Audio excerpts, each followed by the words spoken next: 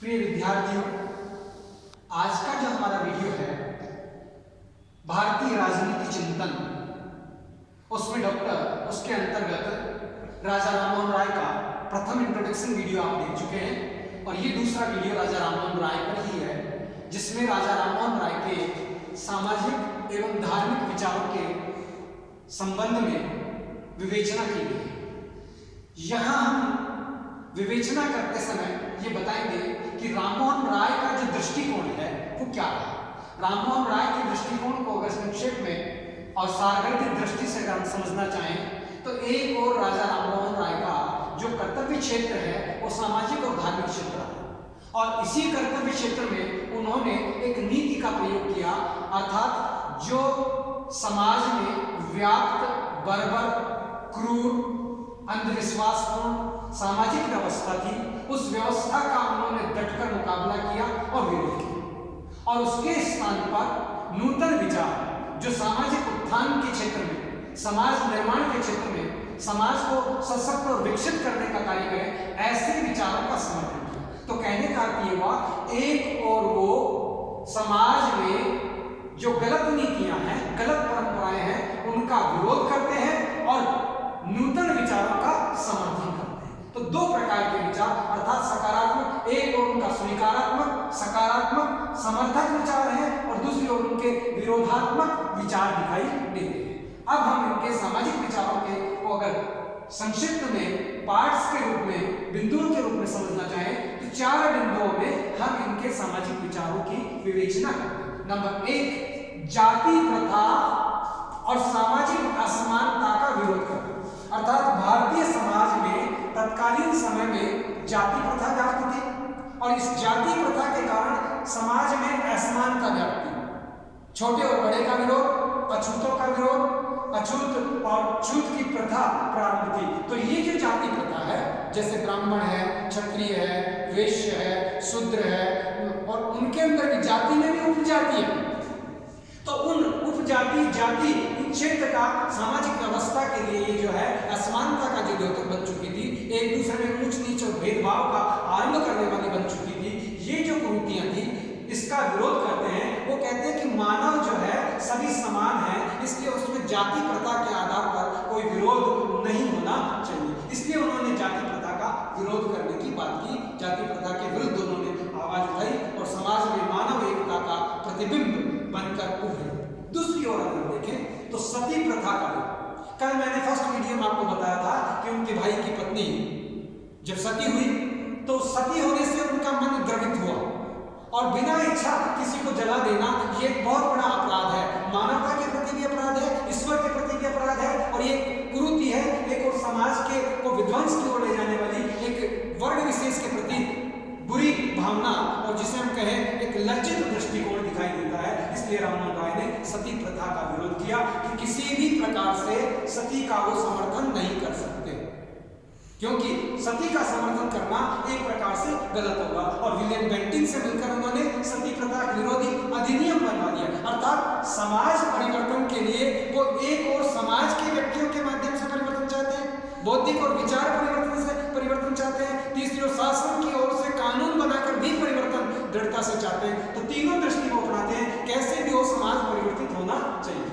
तीसरी ओर अगर हम देखें उनकी बात तो पर्दा प्रथा और महिला अशिक्षा, दो चीजें थी भारतीय समाज में पर्दा प्रथा थी। कहने के लिए तो हम ये कहते हैं कि इस पर्दा प्रथा का आरंभ जो है मुगल काल के समय हो गया, हरम में रहने की स्थितियां आई और मुगलों की जो दोषपूर्ण जो नीति थी महिलाओं के प्रति, उस नीति का परिणाम पर्दा प्रथा का निर्माण कुछ विचारक मानते हैं। तो पर्दा प्रथा जो है वो एक प्रकार से गलती हमारे सभी देवी देवताओं के, चाहे वो सीता हो, चाहे वो पार्वती हो, चाहे वो दुर्गा हो, चाहे वो अन्य हो, सभी के पर्दा नहीं है। तो ये भारत में पर्दा प्रथा कब से आरंभ हुई इसके इतिहास की बात नहीं कर रहा, मैं ये बता रहा हूँ कि ये पर्दा प्रथा गलत है और पर्दा प्रथा के साथ अशिक्षित रहना, भारतीय जो महिलाएं थी वो मैत्री है, गार्गी है, वो जो महिलाएं थी उस समय की विदुषी महिलाएं थी, वो शिक्षित होती थी और अपने ही आश्रमों में अपने ही विद्यार्थियों को पुत्रवत प्यार करते हुए उन्हें शिक्षित करने में योगदान देती थी। आज महिला शिक्षा, तत्कालीन समाज में जो विरोध था, महिलाओं को शिक्षित होने पर रोक लगाई हुई थी, अप्रत्यक्ष रूप से उन्हें महिला शिक्षा से रोका जा रहा था, वंचित किया जा रहा था, उस वंचितता का वो विरोध करते हैं और कहते हैं कि पर्दा प्रथा और महिला अशिक्षा जो है विरोध करता हूं मैं, और ये कोई अच्छी परंपरा नहीं है, ये अंधविश्वास है, रूढ़िवादी परंपरा है, इसलिए ये परंपरा भी स्वीकार योग्य नहीं है। चौथी ओर वो कहते हैं बाल विवाह का। विवाह की उम्र बच्चे को पता ही नहीं है, थाली में बिठाकर विवाह कर दिया जाता था। आप देखिए, अर्थात बाल विवाह जो भी होता है उस बाल विवाह के बहुत सारे कॉन्सिक्वेंसेस। वो ये कहते हैं कि बाल विवाह एक तो बच्चों को शारीरिक रूप से हानि पहुंचाता है, दूसरी ओर समाज में विकृतियां उत्पन्न करता है, तीसरी ओर बाल विधवाएं होने के पश्चात आजीवन उन्हें पुनर्विवाह की स्वीकृति नहीं है, दूसरे विवाह की अनुमति नहीं है, तो उनका जीवन नारकीय बन जाता है। इसलिए वो कहते हैं जब विवाह का मीनिंग ही उन्हें पता नहीं, विवाह किससे करना है स्वतंत्रता नहीं, तो ये विवाह का कोई औचित्य नहीं है, इसे विवाह नहीं कर सकते। इसलिए वो बाल विवाह का विरोध करते हैं और कहते हैं किसी भी महिला या पुरुष का बाल विवाह नहीं होगा, उसका वो समाज। अब देखिए, जो समाज इन परंपराओं से और इन रूढ़ियों से ग्रसित है, उस समाज के विरुद्ध जब ये आचरण हो रहा है, समाज के विरुद्ध वो ये आवाज उठा रहे हैं, तो किस प्रकार के समाज के जो ठेकेदार हैं उनके विरोधी रहे होंगे, आप इसकी कल्पना कर सकते हैं। तो ये उनके सामाजिक विरोध के आधार है। दूसरी ओर अगर हम देखें तो इनका जब ये विरोध करते हैं, एक व्यवस्था के अंत की बात करते हैं, एक व्यवस्था में सुधार की बात करते हैं, तो सुधार के विचार क्या है, उनका समर्थन क्या है, उनके विचारों को देखें यहाँ तो वो चार बातें हम यहाँ देखना चाहते हैं। पहली बात तो वो कहते हैं कि शिक्षा जो है उसका प्रचार और प्रसार होना चाहिए। अब ये शिक्षा पुरुषों की नहीं, महिलाओं की शिक्षा के लिए भी कहते हैं, वो महिला शिक्षा के समर्थक हैं। वो कहते हैं महिलाओं में शिक्षित होना अनिवार्य है, जिस प्रकार से पुरुष शिक्षित होगा उसी प्रकार महिलाओं में, क्योंकि दोनों ही उसी ईश्वर की संतान है और दोनों के द्वारा ही विकास का निर्माण है, दोनों एक जो गाड़ी है उसके पहिए हैं। इस प्रकार वो कहते हैं शिक्षित होना सभी नागरिकों का, सभी व्यक्तियों का मूलभूत कर्तव्य है, सभी व्यक्तियों की आवश्यकता है। इसलिए वो शिक्षा के प्रचार और प्रसार का समर्थन करते हैं और पूरे देश को शिक्षित हो जाने की बात करते हैं। और उसमें वो अंग्रेजी शिक्षा का भी प्रचार करते हैं कि जिससे सभी को एक भाषा प्राप्त हो सके और सभी अपना कम्युनिकेशन जो है, वैचारिक जो है प्रतिद्वंद है या वैचारिक विचार विमर्श है या एक दूसरे के प्रति संवाद है, वो कायम हो सके। इसलिए वो कहते हैं कि शिक्षा वह माध्यम है जिससे व्यक्ति के व्यक्तित्व का सर्वांगीण विकास हो सकता है, और सर्वांगीण विकास जब हो सकता है तो इसमें महिलाओं का भी सर्वांगीण विकास आवश्यक है। इसलिए वो महिला शिक्षा का समर्थन करते हैं। यहां तक कहते हैं कि जो प्रौढ़ महिलाएं हैं, अगर वो विडो हो जाती है 50 साल की अवस्था में, 35 साल की अवस्था के पश्चात विडो हो जाती है, विधवा हो जाती है, तो उन्हें सती नहीं होना दिया जाए, उनको शिक्षित किया जाए। वो शिक्षित होंगी, आर्थिक रूप से आत्मनिर्भर हो, उनका सम्मानपूर्ण जीवन निर्वाह किया जाए और श्रेष्ठ सामाजिक वातावरण का निर्माण किया जाए जिसमें वो अपना जीवन यापन कर सके। और इसके लिए आवश्यक है उनका शिक्षित होना और आर्थिक दृष्टि से संपन्न और सशक्त होना। तो जो आज महिला सशक्तिकरण के विचार आ रहे हैं, ये राममोहन राय की ही देन है कि उनके विचारों में इस प्रकार का सशक्तिकरण के विचार हमें देखने को मिलते हैं। और उस समय, तत्कालीन समय में, उस समाज में जो रूढ़ियों से प्रसिद्ध है उसका विरोध करते हैं वो, और विरोध ही नहीं करते, समाज का विरोध झेलते हैं। ये उनका दृढ़ निश्चय और संकल्प है। उसी का परिणाम है कि उन्हें आधुनिक भारत के श्रेष्ठ पुरुष, आधुनिक भारत के जनक के रूप में भी हम माना जा सकता है, कहते हैं।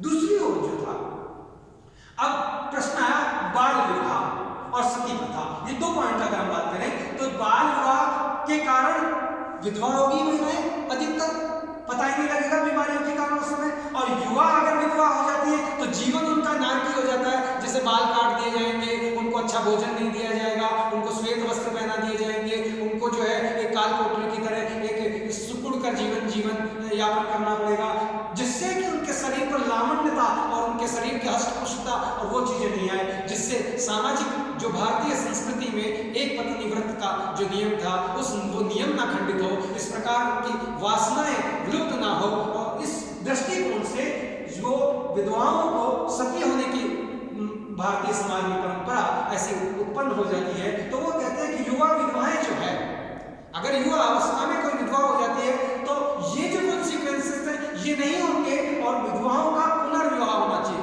अर्थात दूसरा विवाह करने की अनुमति होनी चाहिए। तो विधवाओं के पुनर्विवाह का समर्थन करते हैं और समर्थन करते हैं और सती प्रथा का विरोध करते हैं और सामाजिक सम्मान की बात करते हैं, तो मानव के श्रेष्ठ जीवन और उनके सम्मान के जीवन की बात वो करते हैं। इसीलिए वो ये कहते हैं कि स्त्री स्वतंत्रता होनी चाहिए, स्त्रियों को भी अपने कार्य करने के लिए स्वतंत्रता होनी चाहिए, वे भी एक स्वतंत्र प्राणी है, स्वतंत्रता है, समानता है, भ्रातृत्व है, मेलजोल है, ये विचार उनके हैं, जिसके साथ वो कहते हैं कि विवाहों में अंतर जातीय विवाह भी हो सकते हैं, क्योंकि विवाह पुरुष का और स्त्री का विवाह है, ये कोई जाति का विवाह नहीं है, ये कोई अन्य विवाह नहीं है, ये उसकी स्वतंत्रता है, ये उसकी इच्छा है जिससे वो विवाह करना चाहे। जिस प्रकार वो एक उदाहरण तक देते हैं कि भारत में तो विवाहों के लिए स्वयंवर हुआ करते थे, महिलाओं को इतनी स्वतंत्रता थी कि वो जिसे चाहे उसे अपना वर चुने।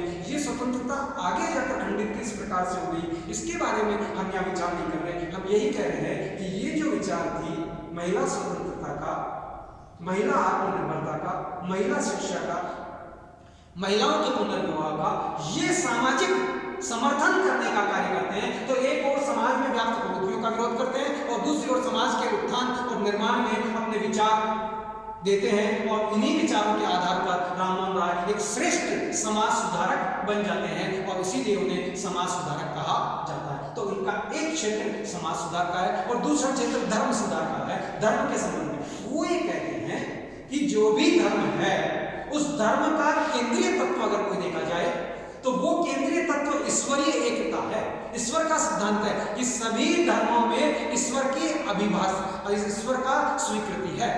अब चाहे उनके नाम अलग हो सकते हैं, अल्लाह हो सकता है, ईश्वर हो सकता है, गॉड हो सकता है, भगवान हो सकता है, नारायण हो सकता है, कृष्ण हो सकता है, ये नाम विभिन्न है, पर इन सबके पीछे जो लॉजिक है वो एक है कि ईश्वर की एकता, अर्थात हर धर्म में ईश्वर व्याप्त है। तो ईश्वर शाश्वत तत्व है। तो धर्म के दर्शन का अगर अध्ययन किया जाए तो उसका केंद्रीय तत्व अगर कहीं दिखाई देगा तो ईश्वर की एकता का सिद्धांत है और इसी आधार पर उन्होंने बहुदेववाद का विरोध किया कि जो ईश्वर है वो तो एक है, इसलिए एकेश्वरवाद का वो समर्थन करते हैं और बहुदेववाद का विरोध करते हुए दिखाई देते हैं। ये नहीं कि ये भी देव है, हनुमान जी हैं और हैं, मान लीजिए कोई भी प्रकार के देव, जिसे हम कहते हैं ब्रह्मा, विष्णु, महेश, अन्य, तो विभिन्न प्रकार के अगर देव होंगे तो जब अनेक प्रकार के देव होंगे तो अनेक प्रकार के धर्म और धर्म के आडंबर होंगे, अनेक प्रकार की उनकी विधियां होंगी, अनेक प्रकार के कर्म कांड होंगे और जो समाज की एकता के स्थान पर,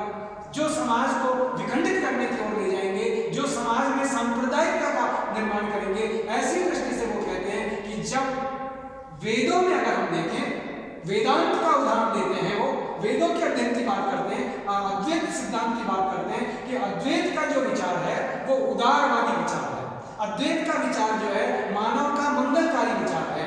अद्वैत के अंदर जो है मूर्ति पूजा का खंडन है, मूर्ति का समर्थन नहीं किया गया है। अद्वैत के अंदर ईश्वर की एकता, निर्गुण, निराकार, परम ब्रह्म की बात कही गई है। इसलिए राममोहन राय कहते हैं कि मैं अद्वैत का समर्थन करता हूं और मूर्ति पूजा का विरोध करता हूं। तो एक और वो बहुदेववाद का विरोध करते हैं, मूर्ति पूजा का विरोध करते हैं, अवतारवाद का विरोध करते हैं, बलि प्रथा का विरोध करते हैं। वो कहते हैं ईश्वर जो है जन्म लेता ही नहीं, निर्गुण है, निराकार है, अजन्मा है, तो वो अवतार कैसे ले सकता है? ये मानव है, महामानव है, मनीषी है, श्रेष्ठ पुरुष है, संत है, ये हो सकते हैं, पर ये ईश्वर नहीं हो सकता, क्योंकि ईश्वर तो निर्गुण है, निराकार है, अजन्मा है, ब्रह्म है, उससे अन्य लोगों का जन्म हुआ है।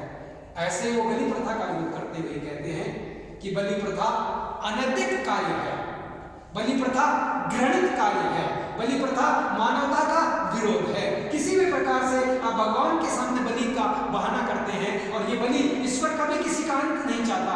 क्या आप अपने बच्चों का अहित चाहेंगे? क्या आप अपने बच्चों की मृत्यु चाहेंगे? क्या आप अपने हाथों से अपने बच्चों को नष्ट करेंगे? तो वही ईश्वर के हमसे बच्चे हैं, तो ईश्वर हमें नष्ट करने के लिए, ईश्वर इस प्रकार के घृणित कार्य करने की कभी भी स्वीकृति नहीं देगा, वो कभी भी खुश नहीं होगा। इसलिए वो बलि प्रथा का भी विरोध करते हैं। और जो धार्मिक आडंबर है, बलि प्रथा है, शराब का चढ़ाना है, अवतारवाद का प्रतिबिंब है, ऐसी चीजों का वो विरोध करते हैं कि ये घृणित चीजें हैं, ये कोई श्रेष्ठ चीजें नहीं है, न तो ये तार्किक दृष्टि से उचित है, न ये धार्मिक दृष्टि से उचित है, न ये एक विवेकजनित दृष्टि से उचित है और न ये सामाजिक दृष्टि से उचित है। इसलिए वो कहते हैं सभी दृष्टियों से जो अनुचित है, जो गलत है, वो विरोधात्मक है, जिसे स्वीकार नहीं किया जा सकता। न्यू टेस्टामेंट उन्होंने विश्व के सभी धर्मों का अध्ययन किया क्योंकि वो अनेक भाषाओं के जानकार थे। तो जब न्यू टेस्टामेंट उन्होंने पढ़ा तो उन्होंने नैतिक शिक्षा की बात उसमें दिखाई देती है। विशेषतः अगर कहीं देखें तो उपनिषदों का अध्ययन में जो है अद्वैत की एकता की बात करते हैं, अद्वैत एकता को प्रतिबिंबित किया गया है, मानवता की एकता की बात कही गई है। पुराण की बात करें तो ईश्वर एकता की बात करता है। तो ऐसी स्थिति में ईश्वर एक है और श्रेष्ठ है, और ईश्वर की प्राप्ति के लिए कहीं गुफा में जाने की, कंदराओं में जाने की या कहीं घर छोड़कर जाने की, संन्यास की आवश्यकता नहीं। मानव सेवा ही ईश्वर सेवा है। अर्थात धर्म के नाम पर मनुष्यों का विभाजन अनुचित है। ईश्वर की सेवा का अगर आपको करनी है तो मानव की सच्ची सेवा का अगर कोई सार्थक माध्यम है तो वो धर्म का कोई माध्यम है तो वह मानव सेवा है। गरीब की मदद की जाए, उसको जाके आगे गांधी भी कहते हैं, विवेकानंद भी कहते हैं, दरिद्र नारायण देवो भव। जो गरीब है, कमजोर है, दरिद्र है, वो नारायण है, ईश्वर है। नारायण की अनुभूति उसमें की जाए, उसे समदृष्टि से देखा जाए, उसके उत्थान में सहयोग किया जाए तो मानव की अगर कहीं सच्ची सेवा, तो धर्म क्या है? मानव की सच्ची सेवा का एक सार्थक माध्यम है। धर्म में परम सत्य की अनुभूति वो करते हैं कि सभी धर्म एक हैं और सभी धर्मों में एक ईश्वर की बात कही गई है, और उसमें मानवीय जो मूल्य हैं वे धर्म के मानवीय मूल्य, वे धर्म के शाश्वत मूल्य, वे धर्म के सिद्धांत जो सभी धर्मों में व्याप्त हैं, जैसे सत्य है, अहिंसा है, परोपकार है, सेवा है, दया है, उन मानवीय धर्म के शाश्वत मानवीय मूल्य को स्वीकार करते हैं, और जो धर्म में आडंबर आ गए हैं उनका वो विरोध करते हैं। तो शाश्वत मानववाद और धार्मिक सहिष्णुता का राममोहन राय समर्थन करते हैं। धर्म की मान्यताओं का विवेकपूर्ण परीक्षण करने की बात करते हैं। विवेकपूर्ण परीक्षण किया जाए जो बुद्धि की कसौटी पर, जो तर्क की कसौटी पर, जो परीक्षण की कसौटी पर, और जो सभी मानवों के प्रति श्रेष्ठ हो, जो बुद्धिवादी दृष्टिकोण को अपनाते हैं। इसलिए राममोहन राय का जो दृष्टिकोण है वो परीक्षण का दृष्टिकोण है, बुद्धिवादी दृष्टिकोण है, तर्कपूर्ण दृष्टिकोण है, सामाजिक हित का दृष्टिकोण है, मानव निर्माण का दृष्टिकोण धर्म के अंतर्गत दिखाई देता है। और ये सभी बातें शाश्वत धर्म के चिंतन में निहित हैं। वो कहते हैं समस्त धर्म जो है तात्विक दृष्टि से समान है।